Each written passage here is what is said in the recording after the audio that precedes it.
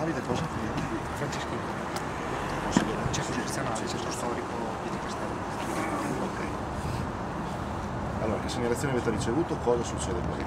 Allora, noi abbiamo ricevuto una lettera dai cittadini del Trentino che si lamentano di questo disagio, spesso la notte insomma vengono qua a dormire e chiamano spesso la polizia e vengono e fanno lo sgombero. Noi chiediamo oggi al comune che sia presti a contattare il privato per mettere in sicurezza la zona in modo che non ci sia più questo degrado.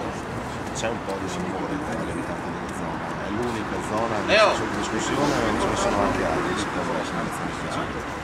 Secondo le segnalazioni sono molte le zone, una di queste è proprio questa qua che siamo qua oggi, è veramente un degrado perché non si parla di una o due persone ma si parla anche di 15-20 persone a notte, c'è il disagio, c'è un forte disagio anche perché non è disabitata la zona.